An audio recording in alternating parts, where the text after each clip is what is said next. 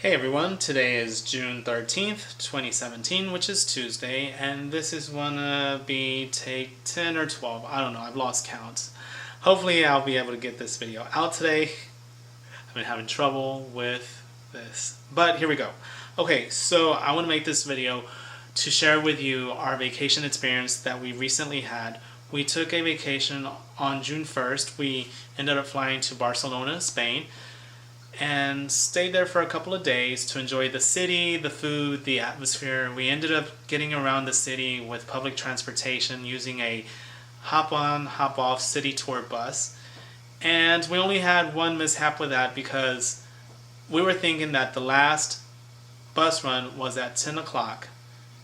And we went to dinner that night, and at 8:30 when we got to our bus stop, we didn't see no bus. Now these bus runs 10 to 15 minutes, so we were thinking, okay, we just missed our bus. 8:45 comes around, our bus isn't coming, and I look at the time frames that they had there, and in that particular spot, the last bus run is at 8:10. So we ended up missing our bus, and we were stuck there and stranded. So we were panicking just a little bit, not too much, but my partner was thinking we need to go catch a taxi, keeping in mind that there was no taxi close by.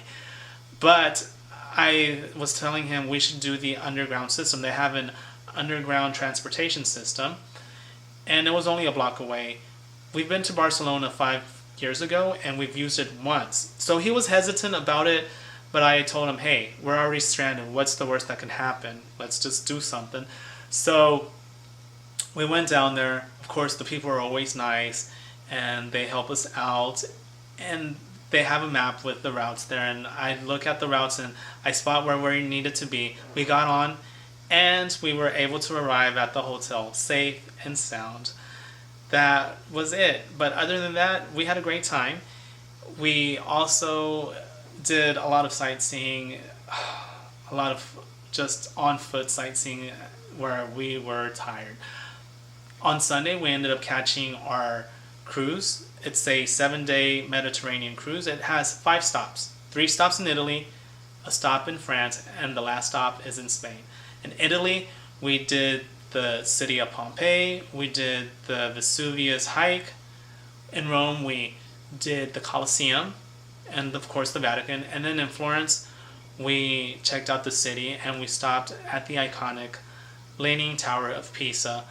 The food is amazing. Of course, if you love Italian pizza, pasta, gelato, there's the place to get it at because it's amazing. And then in France, we did a stop in Monaco and Monte Carlo. We kept it just a small tour, local. And in our last stop in Spain, in Mallorca, it's an island, and of course, it's also a small excursion where we just did something local just to get out of the ship. Now, on board the ship was something different because we've done cruises. This is our 5th cruise. And typically when we do our cruises, when they have events on the ship, we go there as spectators. We go there to check out the entertainment, the people that participate in it, the other guests. Well, this time around, I ended up being one of the participants at least 4 to 5 times, and not because I wanted to, but because I was volunteered to, due to the lack of participation from the guests. The crew staff was more engaging to the guest, encouraging them to participate. So when they ask you to participate, you can say no. And if they're a little bit more persistent and the crowd is also wanting you to participate, it's kind of hard to not participate. You have to do it.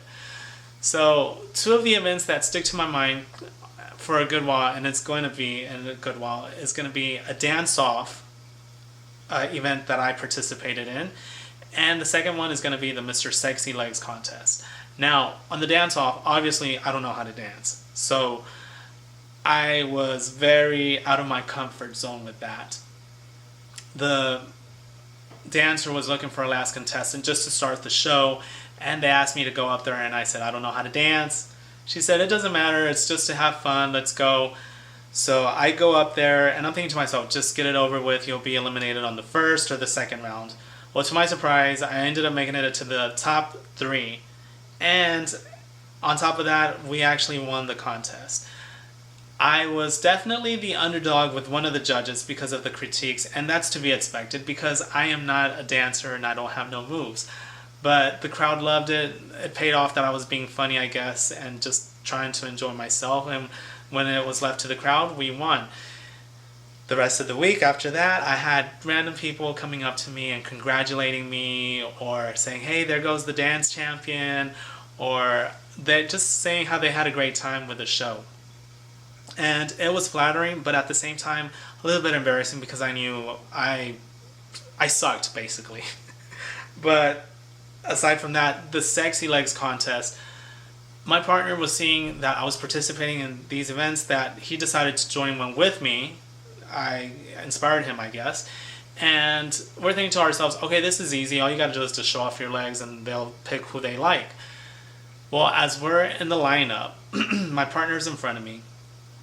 We noticed that they're encouraging the contestants to take off your shirt, and to top it off, they want you to do some kind of dance. Well, the challenge for my partner would be taking off his shirt because he never takes off his shirt in public. The dance part, he's got it down because he's got better moves, rhythm than I do. For me, my challenge was going to be the moves. So when he went up there, I'm thinking to myself, he's not going to take his shirt off. Well, to my surprise, he takes his shirt off and he's dancing, having a great time. So when it comes up to me, I'm thinking to myself, just do like you did in the dance-off and just be crazy, have fun, and the taking off the shirt was nothing. So we had a great time. Of course, we didn't win Mr. Sexy Legs, but we were contenders. They had contender titles. Mine was Mr. Hairy Legs, and my partner's was Mr. I Need a Tan Legs, obviously because his legs are white. Now, it was very fun. It's something new that I'm learning this year, is just getting out of your comfort zone. Once you get out of your comfort zone, it's amazing what you can do and just enjoy having fun with something different, trying different things out. The only thing that was a downer for me from the vacation, I want to say, was the time change. Europe is 7 hours ahead, for where we're staying at, 7 hours ahead of here, Houston, Texas. So once we got adjusted finally, it's time to come back. So then you have to readjust your time zone with your current one. And of course, don't get me started with all that airtime that you have to be up in a plane. Not the most comfortable thing. I also want to say Happy Father's Day, because I know Father's Day is going to be this Sunday. If you're going to spend time with your dad on this weekend or whatever, Happy Father's Day. If you're a father yourself, Happy Father's Day. And I also want to say that we're going to have our Pride Parade coming up here in Houston, Texas on the 24th. So my partner and I are going to be attending that and have fun with it. Let me know if y'all are having y'all's Pride Parade or if it already passed, if you participate in it. What things you are in your comfort zone that you don't want to get out of, if it's a challenge, of course. And also footage. I have footage of my vacation, like the dancing, part of the excursions. If you're interested in seeing that, please let me know, and I will probably upload if you want to see it. With that said, I hope y'all have a great rest of the week. Y'all take care, and until next time, I will talk to y'all later. Bye.